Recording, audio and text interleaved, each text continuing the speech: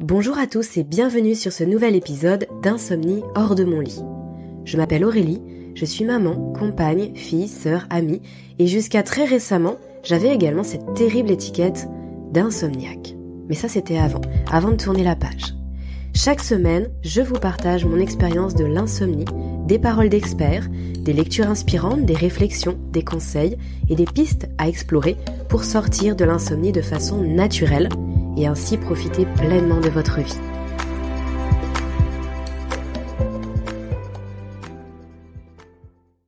C'est un véritable plaisir de vous retrouver aujourd'hui sur ce nouvel épisode d'Insomnie hors de mon lit. Alors pour ceux qui me suivent régulièrement, en tout cas qui suivaient les podcasts à leur sortie le vendredi ou le samedi, vous vous êtes forcément rendu compte que là sur le mois de mars, je n'avais rien sorti du tout. Et d'ailleurs, je vous ai envoyé une newsletter mercredi pour annoncer la reprise du podcast aujourd'hui en stipulant qu'effectivement, je n'ai pas sorti d'épisode sur mars. Je n'ai pas fait non plus de publication d'ailleurs sur Instagram ou écrit de mails particuliers. Même répondre à vos questions a été mis en suspens sur ce mois de mars, et donc je voudrais commencer cet épisode par vous expliquer pourquoi, pas du tout dans l'idée de vous raconter ma vie pour vous raconter ma vie, mais simplement parce que ça m'amène à vous partager une réflexion qui est la mienne depuis plus d'un an maintenant, depuis presque 1 an et demi, et qui m'a particulièrement aidée pour la sortie de l'insomnie, pour mieux gérer mon sommeil, mais aussi pour me réconcilier d'une certaine façon avec moi-même. Alors je vais vous en dire plus dans quelques minutes, mais déjà pour commencer, je voulais vous dire que ça n'a pas été vraiment avec plaisir que j'ai arrêté le podcast pendant toutes ces semaines passées. Ça m'a vraiment coûté et j'étais très triste de ne pas pouvoir animer d'autres épisodes. Surtout que voilà, j'avais mon programme, mon planning en tout cas de diffusion qui était prêt. J'ai des interviews que je vais bien sûr vous diffuser à partir de maintenant, mais qui ont été pas mal repoussées, qui ont été en attente. Mais c'est une décision que j'ai prise et qui était la meilleure pour moi. Il s'avère que je suis enceinte et que ce premier trimestre a été particulièrement difficile. Je me suis retrouvée complètement KO. Je crois qu'il n'y a pas d'autre mot, donc à la fois exténuée en termes de fatigue, mais aussi bien sûr les nausées, les douleurs, les bouffées de chaleur, tout ce qui va bien avec, et puis une incapacité en fait à sortir des 4 murs de ma chambre. En février, il m'a quand même été possible de sortir quelques épisodes, surtout que j'en avais tourné en amont, tout début janvier, avant justement de tomber dans cette boucle infernale qui est toujours trop longue, hein, même si à l'échelle d'une vie on se dit 3 mois c'est pas grand chose, mais sur le moment c'est toujours très très long et voilà, bien sûr on ne sait pas quand est-ce qu'on verra la fin du tunnel, donc on le vit toujours avec beaucoup de difficultés. Je pense que les mamans qui m'écoutent et qui ont été malades également savent de quoi je parle. Toujours est-il, c'est que il est arrivé à un moment donné où j'ai dû faire un choix. Soit je donnais le peu d'énergie que j'avais pour le podcast, soit je donnais le peu d'énergie que j'avais pour ne rien faire, pour me reposer. Non, ça peut paraître un petit peu bizarre dit comme ça, donner de l'énergie pour se reposer, et pourtant c'est exactement ça. C'est loin d'être évident de passer ses journées couchées, de passer ses journées malades. Bon, j'ai de la chance d'avoir un compagnon qui pouvait prendre le relais par rapport à mon premier petit garçon.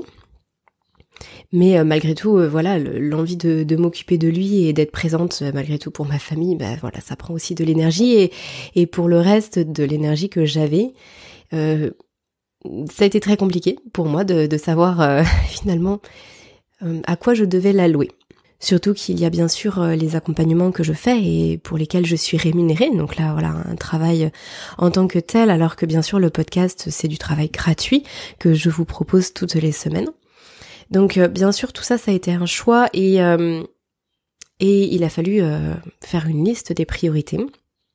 Et je me suis rendu compte à un moment donné que faire le podcast aurait pu rester physiquement possible, c'est-à-dire que j'aurais pu me forcer, j'aurais pu essayer de faire des épisodes peut-être plus courts, ou en tout cas prendre un tout petit peu plus de temps et peut-être mettre le réveil parfois alors que je faisais de grandes siestes pour justement enregistrer un podcast, etc.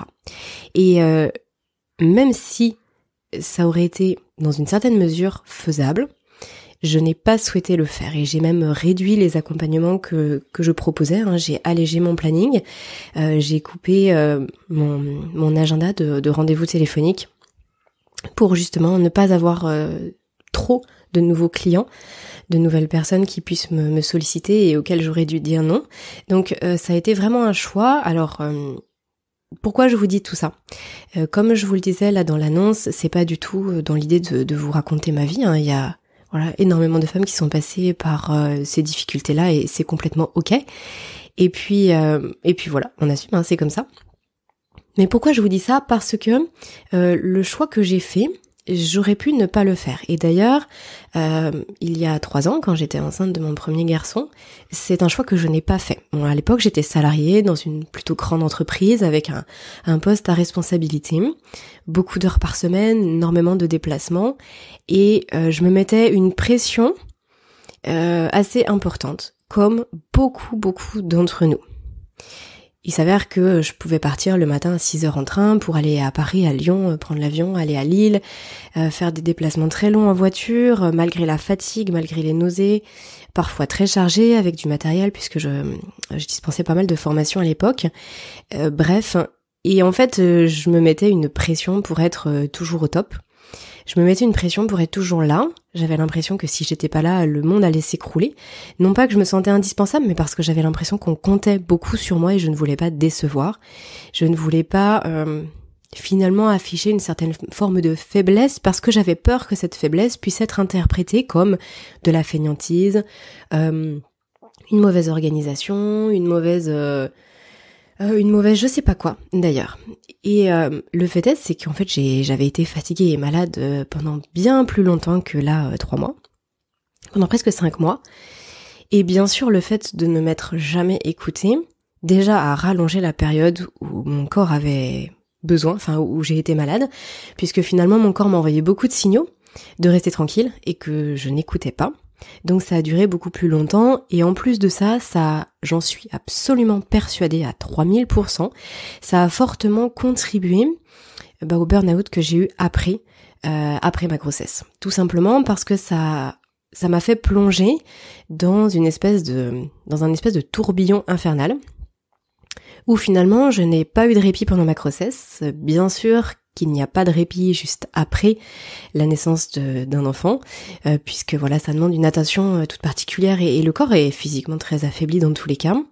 Et en plus de ça, j'ai rencontré des grosses difficultés de sommeil à la fois pour mon enfant et pour moi après la naissance, et c'est là que j'ai basculé dans un burn-out complet qui a fait que j'en suis aussi là où j'en suis à vous parler aujourd'hui, c'est-à-dire que c'est parce que j'avais vraiment touché le fond que je me suis dit faut vraiment que je m'en sorte.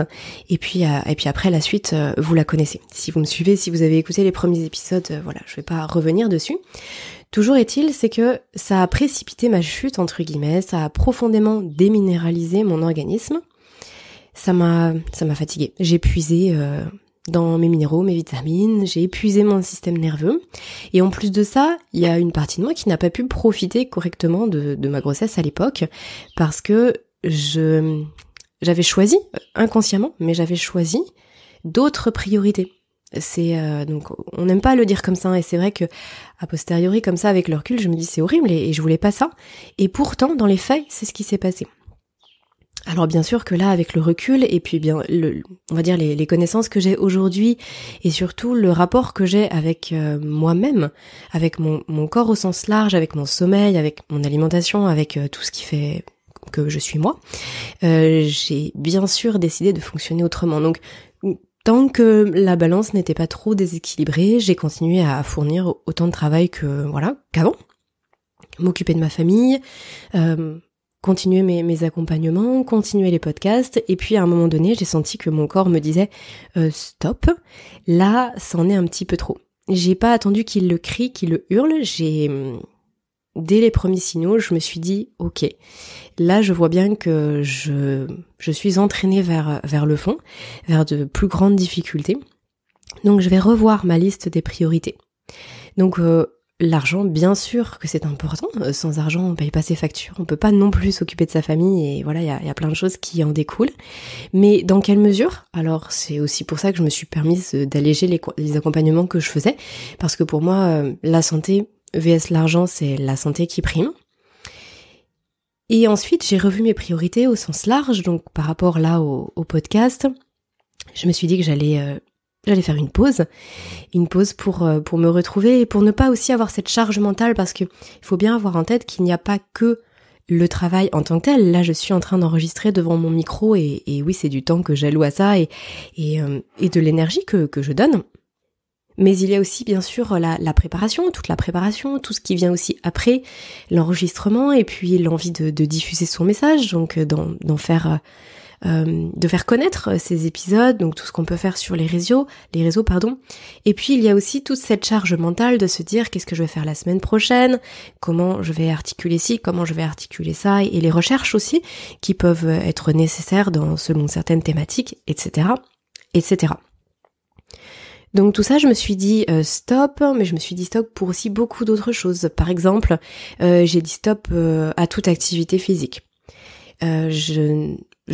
Vraiment, j'axais uniquement mon attention sur le fait de marcher, parce que je sais que c'est essentiel pour la bonne santé du corps. Donc dès que je pouvais, j'allais uniquement marcher et prendre la lumière naturelle du jour. Ça, c'était très important pour moi. En lien avec mon sommeil, mais en lien aussi avec... Donc en lien avec le sommeil dans le sens de conserver ce rythme veille-sommeil et de conserver l'équilibre de mon horloge biologique, puisque quand on commence à dormir très tard le matin, à avoir des nuits qui peuvent être particulièrement entrecoupées de par tous ces éléments qui nous arrivent, ou alors qu'on fait des très très grandes siestes parce qu'on est KO, comme si on était sédaté, mais voilà, le corps est KO. On perd un petit peu le fil finalement. Donc ça, voilà, c'était ma priorité et tout le reste ne l'était plus. Idem en termes de relations sociales. Alors vous allez me dire, Covid, situation sanitaire, couvre-feu, etc., ça aide. Oui, c'est sûr. Mais de façon générale, même en journée, j'ai dit non. J'ai dit stop en fait pour les personnes qui souhaitaient qu'on se voit, pour les personnes qui souhaitaient passer chez moi alors que je n'avais pas du tout la possibilité de m'occuper de mon chez-moi, de ma maison. J'ai préféré dire non. Et ce qui est assez extraordinaire, c'est qu'en fait, les gens comprennent beaucoup mieux que ce qu'on pense. On se met souvent vraiment beaucoup trop de pression. Et puis voilà, pour des choses diverses et variées, il y avait beaucoup de choses qui étaient en attente pour moi et j'ai décidé vraiment de mettre tout ça en attente. Pourtant, Dieu sait si j'aime fermer les tiroirs dans ma tête pour être tranquille. Mais voilà, j'ai pris la décision de me faire une grande liste de choses qui seront à faire quand j'irai mieux et uniquement quand j'irai mieux, et de ne plus y revenir et de me consacrer uniquement à moi-même. Se consacrer à soi-même, c'est souvent très mal vu dans nos sociétés. Faire la sieste, on a l'impression que les gens sont des feignants s'ils font la sieste. S'arrêter pour faire une pause méditative, pour faire un petit peu de respiration, pour aller se balader en forêt ou dans un parc naturel, c'est souvent pris comme du farniente ou comme voilà. Un besoin de se retrouver, le besoin de se retrouver, n'est pas forcément toujours mis à sa juste valeur. Et du coup, c'est vraiment le message que je voulais vous transmettre aujourd'hui. C'est un message, je voulais faire un épisode sur ce message-là depuis longtemps, et puis finalement, voilà, de semaine en semaine, il y avait d'autres choses qui se greffaient et qui me semblaient aussi très importantes, mais là, aujourd'hui, force est de constater que c'est vraiment le message qui s'impose. À savoir que prendre soin de soi, c'est un des plus hauts niveaux d'altruisme. Je l'ai entendu, moi, la première fois que je l'ai entendu, cette valeur en fait qu'il y a derrière cette phrase-là, c'était sous le sens que l'égoïsme est le plus haut taux d'altruisme. Alors ça peut paraître très bizarre dit comme ça, mais ça veut vraiment dire ça. Ça veut vraiment dire que il faut déjà prendre soin de soi avant d'être capable de prendre soin des autres. On ne peut donner que ce dont on déborde. Et là, en l'occurrence, il y a 1 mois, il y a 2 mois en arrière, je débordais de rien du tout. J'étais vidée complètement sans énergie, sans force. Et je n'aurais, si je reprends bien sûr là, si je me recentre sur les podcasts, je n'aurais rien pu vous transmettre. Je suis absolument persuadée que mes podcasts auraient été aussi crus que moi. Parce que je n'aurais pas eu d'énergie, d'empathie, de bienveillance à donner aux autres, sachant que j'avais terriblement besoin de me les donner à moi-même déjà. Et à partir du moment où ma coupe d'énergie a commencé à se remplir, là jour après jour, là dernièrement, j'ai senti la possibilité pour moi d'en donner. Et ça, c'est très très important pour vous qui m'écoutez, qui êtes fatigués, qui vous sentez parfois au bord du burn-out, qui vous sentez parfois dépassé par les événements. J'ai eu la chance et la joie de pouvoir discuter avec beaucoup d'entre vous. Quand vous me laissez votre numéro de téléphone, en principe, on arrive toujours à se trouver un petit créneau, à s'appeler et à se partager des conseils, des choses. Et c'est le cas aussi pour les personnes que j'accompagne en suivi pour leur sommeil.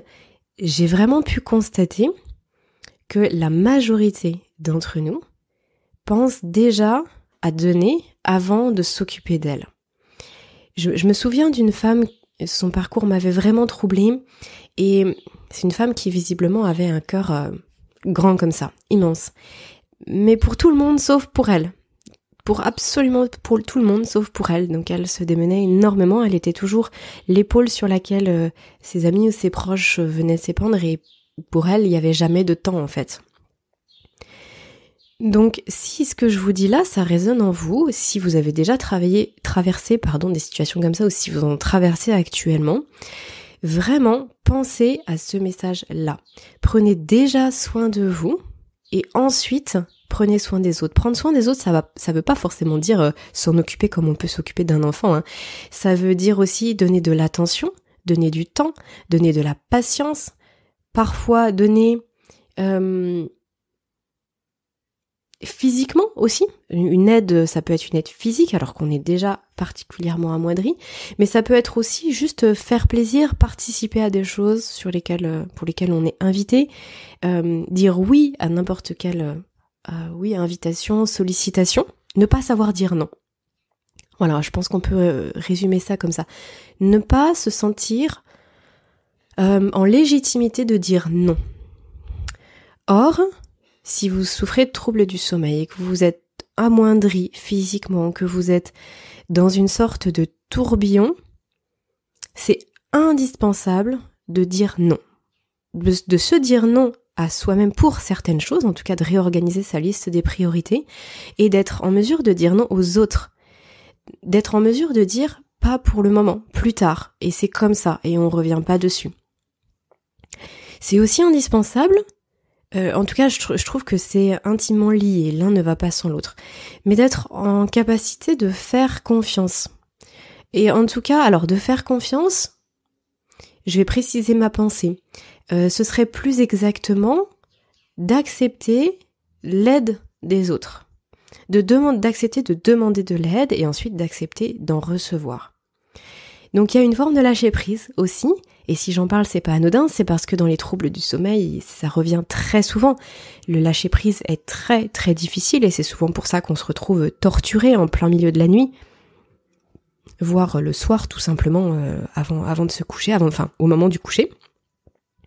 C'est parce qu'il y a cette notion de lâcher prise. Beaucoup de personnes, et je sais tout à fait de quoi je parle, hein, c'est en aucun cas un jugement, je fais partie de ces personnes-là aussi, en tout cas surtout avant, ont un besoin de maîtrise complet, que ce soit sur elles, sur les autres, sans que ce soit négatif, hein, mais sur l'organisation, sur le timing, sur plein de choses. Donc après, chacun se reconnaîtra à travers, selon les pans de sa vie et à travers ce que je dis. Mais ça, c'est vraiment important de se dire, se recentrer sur soi, prendre soin de soi, c'est aussi laisser les autres gérer et s'occuper aussi des autres. Là, je prends simplement un exemple, mais c'est vrai que quand on a des enfants en bas âge, ça peut être très difficile de ne pas s'en occuper. Déjà parce qu'on en a absolument envie. Ensuite parce qu'on sait que l'enfant en a envie aussi et en a besoin et qu'il ne comprend pas, lui, ce qui se passe. Et on sait aussi que c'est quand même malgré tout une charge pour le conjoint, pour le partenaire, parce que c'est difficile, ça demande aussi de l'énergie, etc. Mais à un moment donné, ça peut devenir complètement indispensable. Et sans ça, on plonge. Donc se dire par exemple, je pars une semaine, je me fais héberger une semaine, ou si vous avez la chance d'avoir un pied à terre quelque part, vous partez pendant une semaine pour ne vous concentrer que sur vous, que sur votre repos, juste faire un break énorme. Il faut être capable de s'accorder cela. Et il y a plus d'1 an maintenant, c'est ce qui s'est passé pour moi, lorsque justement je me suis retrouvée en burn-out complet. Alors c'est ce qui s'est passé, mais d'un point de vue non choisi. C'est-à-dire que là, j'étais effectivement, dans tous les cas, à plat. C'est-à-dire que je n'avais pas la possibilité de faire. Et donc j'ai dû accepter cette situation où je devais, dans tous les cas, lâcher prise, où je devais, dans tous les cas, arrêter. J'avais arrêté de travailler. Je ne pouvais plus me lever, en fait. J'étais vraiment dans un état de fatigue et d'épuisement intense. Et en fait, je me suis rendu compte que ça avait été la source de tout, que ça avait été finalement la clé. Parce que je ne pensais qu'à moi. C'est la première fois du coup que ça m'arrivait dans ma vie. Je ne pensais qu'à moi et j'organisais tout en fonction de moi. Alors du coup en fonction de pas grand chose, mais surtout en fonction de...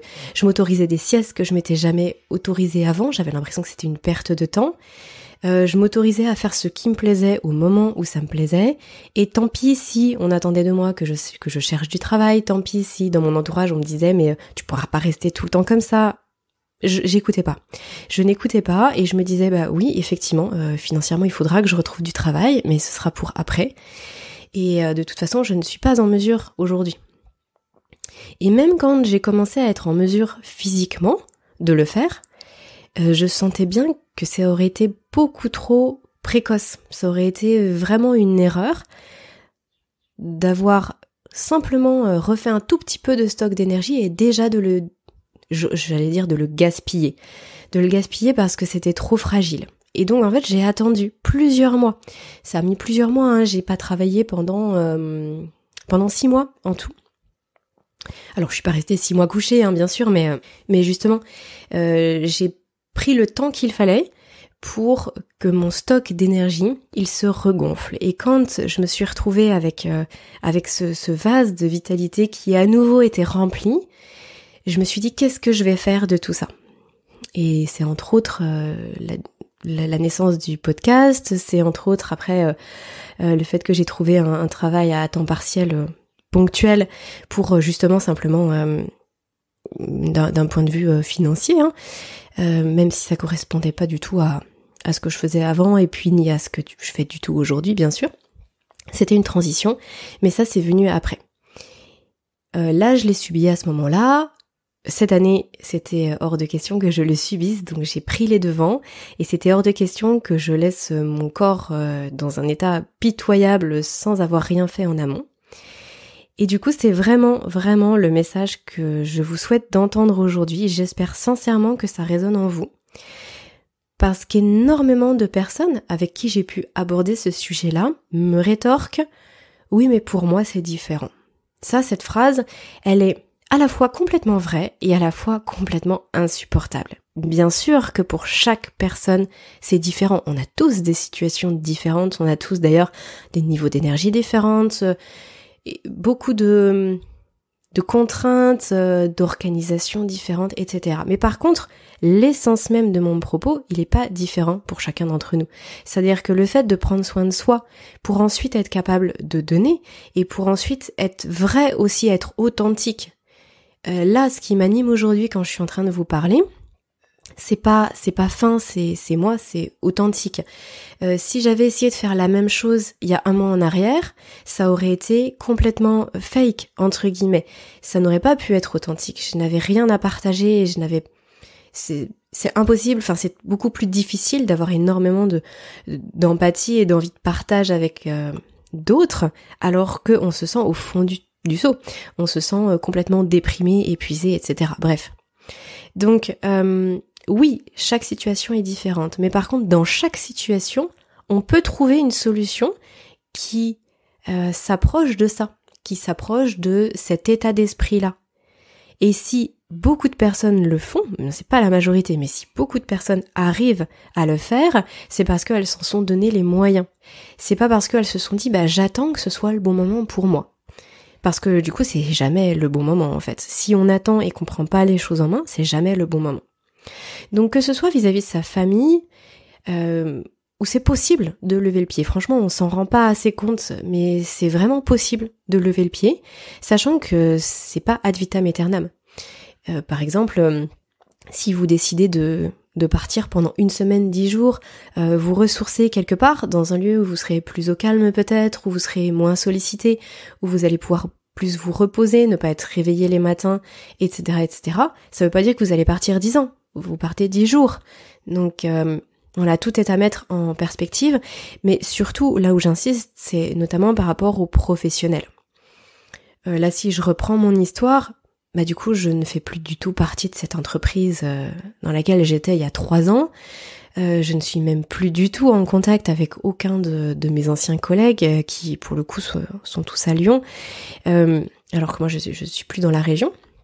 Je ne suis pas dans la région lyonnaise, donc en fait, la pression que je me mettais et tout ce que j'avais instauré comme croyance et comme œillère et comme cadre, j'aurais pu le faire sauter si j'avais eu un tout petit peu plus d'estime et de respect pour moi-même à ce moment-là. Sauf que c'est comme si j'avais plus d'estime et de respect pour une société, pour une entreprise qui en plus m'en demandait énormément, que pour moi-même. Et du coup, c'est vrai qu'à posteriori, en fait, on ne sait jamais combien de temps on va rester dans une entreprise et comment ça va se passer et si on va avoir une évolution ou si justement on voudra en partir. Toujours est-il, c'est que j'aurais pu me dire je me fais arrêter pendant 15 jours, 3 semaines, 1 mois, parce que c'est ce qu'il y a de mieux pour moi, et je l'ai pas fait, j'aurais dû le faire. Donc si aujourd'hui vous êtes dans des situations similaires, pensez déjà à vous.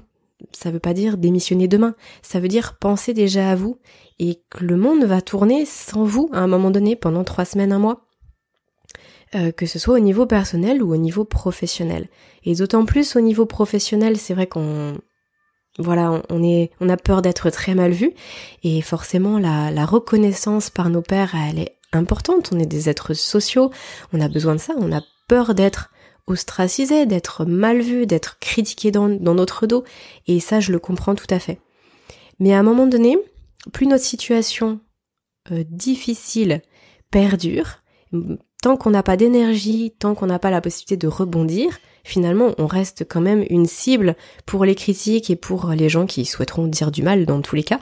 Ils trouveront toujours à nous dire qu'on n'a pas été assez performant, assez ci, assez ça. Et donc ça, c'est toujours très dommage.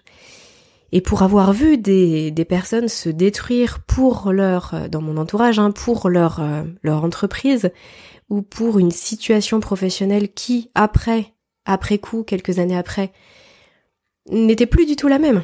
Et donc d'entendre ces gens-là dire « Ah, si j'avais su ». Donc moi, ce que j'ai envie de vous dire aujourd'hui, c'est n'attendez pas le « si j'avais su ». Dites-vous « je le sais aujourd'hui et je le fais maintenant ». Donc concrètement, ça veut dire quoi ? Ça veut dire que si aujourd'hui, vous êtes vraiment en grande difficulté, que de vous lever le matin, ça devient impossible, que vous avez des réveils nocturnes toutes les nuits, que vous vous endormez à 3 heures du matin, que vous prenez des risques aussi pour vous en fonction du métier que vous avez, mais même si vous prenez la route en étant aussi fatigué, on sait bien sûr qu'il y a un nombre incommensurable d'accidents de la route qui sont corrélés à des somnolences, à des endormissements au volant ou tout simplement à un manque de vigilance, parce que quand le cerveau n'est pas reposé, il ne peut plus, il dit vraiment stop. Ne prenez pas ces risques-là, prenez du temps pour vous, instaurez des choses dans votre quotidien qui vous permettent de prendre du temps pour vous. Et je le répète, mais c'est vrai aussi par rapport aux différentes activités. Encore une fois, là, dans les accompagnements que je peux proposer, je vois des gens qui sont épuisés, qui dorment quelques heures par nuit et qui ont une vie autour du travail, donc déjà la vie de leur activité professionnelle, mais autour de ça, qui enchaînent un nombre énorme d'activités, parce que on a l'impression que c'est un échappatoire, ça nous permet de nous dépenser, et donc c'est censé nous fatiguer plus, donc nous aider à dormir, sauf que ça, quand on connaît un petit peu le fonctionnement du cortisol dans le corps, on sait que c'est complètement faux, au contraire ça nous maintient complètement en éveil. Et le fait de s'imposer énormément de choses, donc je sors du travail, j'ai mon cours de yoga, le lendemain j'ai une randonnée en montagne, le lendemain j'ai une soirée là, enfin en fait il y a toujours des choses. Du coup on court tout le temps du matin au soir. Or, votre corps, ce qu'il vous crie lorsque vous avez des troubles du sommeil, c'est qu'il y a un déséquilibre et qu'il faut prendre soin de vous, qu'il faut vous reposer. Donc ça veut pas dire forcément se mettre en arrêt pour son travail, mais ça peut vouloir dire peut-être juste ralentir, baisser le pied, pas faire 2 fois votre job dans la semaine. Ça peut vouloir dire aussi se faire arrêter pendant 15 jours, concrètement. Mais si vous faites arrêter pendant 15 jours, c'est pas pour faire non plus 1 milliard de choses et surtout pour être frustré et culpabilisé du fait d'être arrêté. Ça c'est encore un autre problème, la façon dont on va prendre les choses, mais la culpabilité, il y a rien de pire. C'est vraiment pour prendre soin de vous. Et si vous faites pas arrêter pour votre travail, vous pouvez vraiment baisser le pied sur le reste et vous accorder du temps pour vous, mais du temps calme. 1 heure de footing à fond, 1 heure de cardio ou 3 heures de ski en montagne, c'est pas du temps calme. Ça laisse votre corps vraiment dans une grande sollicitation et des efforts qui sont importants au niveau du système nerveux, du système endocrinien, etc. alors que votre corps est déjà à plat. Donc ça peut être juste une balade dans la nature, ça peut être juste des moments de lecture, de détente, de relaxation, aller vous faire masser, d'ailleurs on va en reparler juste après, allez, faites-vous un film tranquillement en fin d'après-midi, méditez, prenez du temps pour respirer, pour vous reconnecter à vous. Ça sont des choses que je dis bien sûr en long et en large sur le podcast parce qu'il y a un impact semi-direct sur le sommeil, mais sur votre santé au sens large. Voilà ce que je voulais vous dire dans cet épisode. Donc je résume, vraiment, soyez égoïste à un moment donné lorsque vous êtes extrêmement fatigué pour être beaucoup plus en capacité de donner par la suite. Donner à tous les niveaux et sur tous les pans de votre vie. Les troubles du sommeil nous affaiblissent beaucoup trop pour qu'on n'y prenne pas garde. Le stress et le trouble du sommeil est un stress pour le corps et le stress est profondément déminéralisant. Et de toute façon, pour toutes les personnes qui souffrent d'insomnie, forcément, le système nerveux, le système endocrinien est mis à mal. C'est obligatoire, tout est lié. Et c'est justement en travaillant sur un grand repos par rapport à tout ça qu'on arrive aussi à régler les troubles du sommeil, parce que quand on commence à se donner du temps, on se revitalise. Si en plus on adapte son alimentation, bien entendu, ça, la nutrition du sommeil, c'est un vaste sujet, mais bien entendu qu'il faut avoir une alimentation qui soit riche en minéraux et en vitamines. À partir du moment où on fait ça, on se retrouve, on se ressource et on renoue avec son sommeil. Ça peut paraître un grand raccourci comme ça, et effectivement, ça l'est, c'est un raccourci, mais c'est vrai, c'est un vrai constat. Alors, je voulais aussi en profiter pour répondre à quelques questions et à quelques mails que j'ai reçus et à qui je n'ai pas répondu. Et comme c'était des choses qui me semblaient très intéressantes, je me suis dit que j'allais vous en parler directement aujourd'hui, comme ça profite à tout le monde. Alors, j'ai reçu un mail par exemple de Lucie, et c'était pas la seule à me demander où est-ce que ça en était pour les newsletters. Donc Lucie me dit « Merci pour votre podcast, je me suis abonnée il y a quelques semaines à votre newsletter, malheureusement je ne la reçois pas. » Alors oui, du coup effectivement, dans tous les cas, j'avais décidé déjà tout début d'année, ou toute fin d'année, je ne sais plus, mais je crois que c'était à partir de janvier, de ne faire qu'une grande newsletter par mois, parce qu'il est vrai que ce que je vous proposais jusqu'à maintenant, jusqu'à fin d'année 2020, c'était une newsletter par semaine, où en plus je vous partageais énormément de contenu, à chaque fois c'était comme des mini-articles. Et pour être transparent avec vous, ça me demandait beaucoup de temps. Et là il s'avère que début d'année, je savais dans tous les cas que j'aurais moins de temps, puisque justement j'essaye d'accompagner un maximum de personnes à retrouver le sommeil de façon du coup individuelle, et j'avais un petit peu moins de temps pour cela, sachant que j'écris d'autres articles aussi, je pourrais vous mettre le lien dans la description, mais du coup, j'écris d'autres articles sur le site Sleep Angel. Et donc pour le contenu des newsletters, voilà, j'avais décidé d'en faire une par mois, où je reprends en fait ce qui s'est passé comme actualité sur le podcast dans le mois, où je vous annonce aussi ce qui va se passer pour la suite, les invités que je vais recevoir, etc. Et ensuite j'aborde une thématique. Donc c'est comme ça que j'ai construit mes 2 premières, du coup sur janvier et sur février, où j'avais parlé par exemple du plasma de Quinton. Donc voilà, j'aborde une thématique et je fais aussi un bilan. Donc là du coup le fait de ne pas en recevoir par semaine, Lucie, c'est normal. Sachant que à partir de maintenant, je vais reprendre les publications donc une fois par mois, en tout cas les diffusions de newsletters une fois par mois sur ce schéma-là. Et s'il s'avère que je me retrouve avec un petit peu plus de temps par la suite, je verrai peut-être pour en faire 2 par mois, pour pouvoir aborder 2 thématiques, puisque bien sûr c'est ça qui est intéressant aussi, et j'en suis bien consciente, c'est le fait de pouvoir vous parler d'un sujet en particulier et de le traiter, de traiter un sujet que je ne peux pas forcément traiter en podcast parce que ça ne nécessiterait pas une demi-heure de podcast. Ensuite, j'avais T. Alors, la personne a signé T. C'est pas un message qui était forcément très très sympathique, mais j'ai quand même envie de vous en parler parce que malgré tout, la question qui est derrière, elle reste pertinente et peut-être que je n'ai pas bien fait passer mon message sur le sujet. Donc, ce monsieur T, il me dit « Bonjour, insomnie quand tu n'y tiens. Vous dites en insistant bien lourdement que le massage par une tierce personne est plus profitable grâce au contact humain et à une certaine hormone, etc. Et pourriez-vous penser qu'il existe des personnes célibataires qui vivent mal leur solitude et pour qui c'est impossible justement d'avoir ces fabuleux massages. Donc non seulement c'est dur au quotidien, mais en plus vous l'imposez dans votre message thérapeutique. Franchement, 3 petits points. Alors, voilà, c'était à peu près le contenu du message. Donc, j'entends voilà beaucoup de choses derrière ces quelques lignes.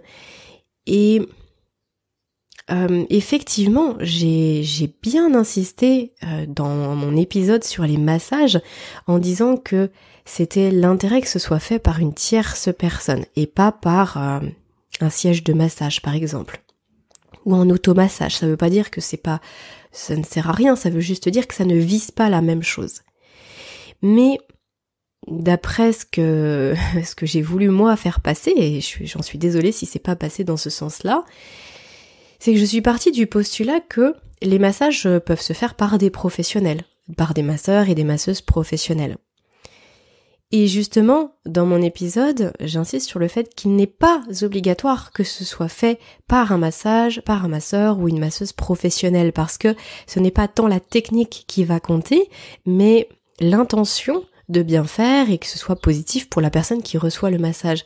Mais du coup, même si on n'a pas de conjoint, par exemple, ou de personnes proches dans sa famille pour se faire un massage de 10 minutes sur les épaules ou au niveau des cervicales, je ne sais pas, là où c'est le plus agréable pour soi, il y a toujours la possibilité justement de solliciter un massage thaï, un massage ayurvédique, de la réflexologie plantaire, justement auprès d'un professionnel. Et là du coup, si en plus le contact passe avec le professionnel, on a à la fois la bienveillance du professionnel qui est passionné par son métier et la technique que lui a derrière, donc c'est bien sûr un combo gagnant. Donc du coup, voilà pour vous, Monsieur T, si c'est quelque chose qui vous a choqué, j'en suis sincèrement désolée, mais il y a vraiment cette possibilité-là, et c'était en ça que ça me paraissait important. Ensuite, j'avais un message de Cilia qui me dit « Nous avons déjà échangé par téléphone concernant l'insomnie. » Et oui, Cilia, je me rappelle vraiment bien. Je me rappelle vraiment bien de vous. Alors à ce jour, je vous sollicite, après avoir écouté l'ensemble de vos podcasts qui m'ont permis de sortir en partie de l'insomnie. Bah super. Et je viens d'apprendre que je suis enceinte, j'aurais aimé pouvoir échanger avec vous sur ce sujet si vous avez vécu des insomnies pendant la grossesse et savoir ce qui pourrait améliorer mon sommeil. Voilà, on peut pas être plus dedans, donc quand j'ai vu votre mail, je me suis dit bingo. Bien sûr qu'il y a des choses à faire pour améliorer son sommeil, Mais en même temps, il y a des choses vraiment qui sont à vivre aussi. Et le corps est en tel bouleversement hormonal qu'il y a beaucoup de choses à côté desquelles on peut pas passer. On peut juste mettre quelques patchs pendant quelques semaines et après travailler plus profondément sur son sommeil pour que ce soit le plus stable possible avant l'arrivée du bébé. Alors, moi ce que je vous propose, parce que ça c'est vraiment une thématique à part entière, et je remercie Cilia de m'avoir sollicité là-dessus, c'est de vous faire un épisode vraiment dédié, complètement sur le sujet. Alors est-ce que je le mettrai là sur la liste des podcasts ?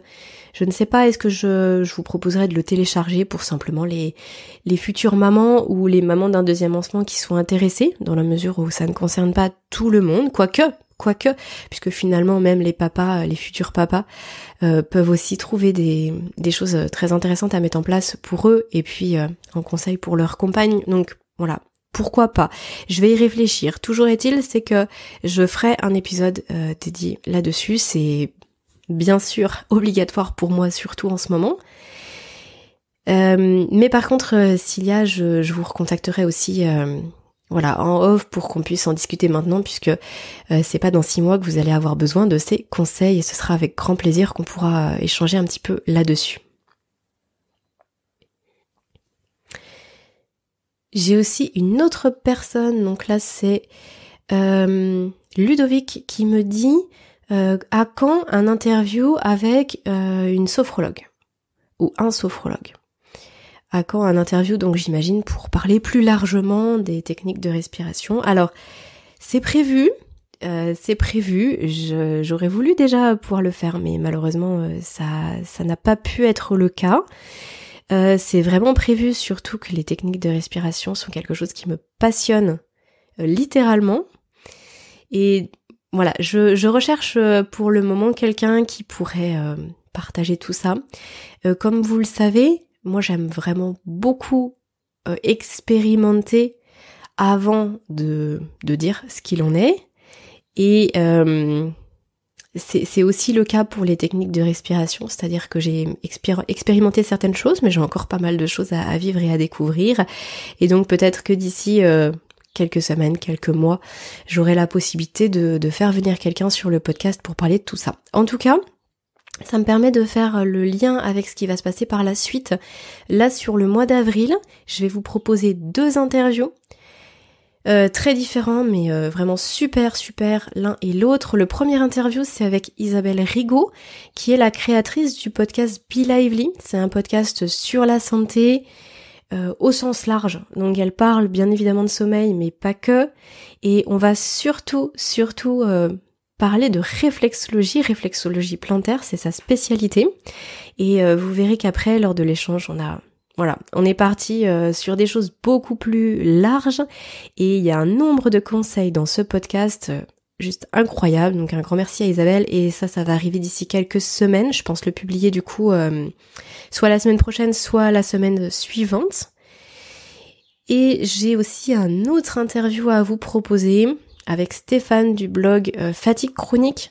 Donc Stéphane, c'est un blogueur, mais c'est aussi une personne qui fait des vidéos que vous pouvez retrouver sur YouTube et qui nous parle surtout de son parcours, donc qui a un parcours, moi, qui m'a aussi beaucoup touchée forcément, puisque autodidacte sur pratiquement 100% de ce qu'il sait aujourd'hui, très féru des publications scientifiques et surtout de l'expérimentation, et il partage tout ce qu'il expérimente, tout ce qu'il vit, tout ce qu'il teste, pour justement sortir d'un état de fatigue chronique.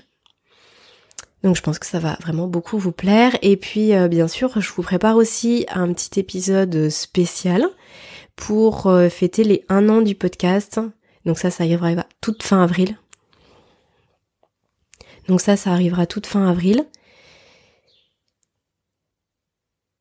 Parce que voilà, 1 an, quand j'ai commencé le podcast, je m'attendais à rien en fin de compte, et là ça va faire 1 an, donc c'est vraiment super.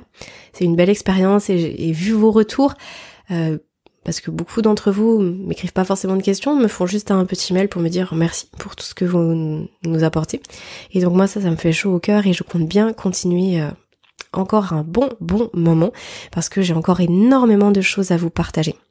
En fait, on se rend pas compte, on a l'impression que le sommeil, c'est juste le sommeil, une petite thématique. En fin de compte, c'est une thématique énorme. Et quand je vois l'ensemble des thématiques que je mets de côté chaque semaine, je me dis qu'il y en a pour un bon moment ensemble et c'est super. Et c'est super si ça peut vous aider à cheminer dans ce sens-là, bien entendu. Et une dernière chose, puisque je vous avais parlé d'un dossier complet sur les médicaments du sommeil, donc j'avais prévu de vous sortir là pour fin mars, c'était mon objectif du premier trimestre. Bon, plouf, là pour le coup c'est tombé à l'eau et c'est pas grave, c'est comme ça. Donc j'ai pas du tout abandonné le projet, au contraire, là avec tout ce que j'ai pu constater et observer sur les derniers mois, sur les 6 derniers mois, je suis d'autant plus motivée pour continuer sur cette voie-là. Et ce dossier, je vous le sortirai, je ne vous donne pas de date. Dès que je peux, je vous le sors. Et ce sera, je pense, un dossier qui sera à la fois écrit, mais aussi avec des vidéos, pour déjà qu'on se rende compte de ce que sont ces médicaments du sommeil, à quoi ça sert, pourquoi on nous les prescrit, quels sont les risques et comment on peut faire sans, comment on peut faire autrement, puisque bien sûr l'idée c'est toujours de vous donner des conseils, alors des solutions parfois, j'ai du mal à utiliser ce terme-là parce que il y aura des solutions pour certains et puis pour d'autres ça n'en sera pas, mais en tout cas des conseils et des pistes de réflexion pour chacun d'entre vous. Voilà, ça va faire bientôt 50 minutes, en tout cas bien 45 minutes qu'on discute.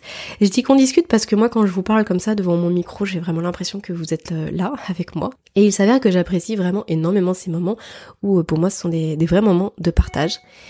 Et quand ça se concrétise sur les réseaux, là je vois que vous avez été aussi nombreux à m'écrire sur Instagram sur les dernières semaines, de lire les petits messages d'encouragement que vous me mettez, c'est vraiment super. Mais en tout cas voilà, ravie de reprendre, ravie de savoir que le mois d'avril va être riche de plein de choses. Ravie aussi de savoir que le mois d'avril est synonyme de soleil, parce que ça c'est extrêmement bénéfique pour notre sommeil à tous. Et donc profitez-en bien, sortez, profitez de l'extérieur, la lumière naturelle du jour, exposez-vous au soleil, et puis prenez bien soin de vous et de votre sommeil. À très bientôt. Voilà, cet épisode touche à sa fin.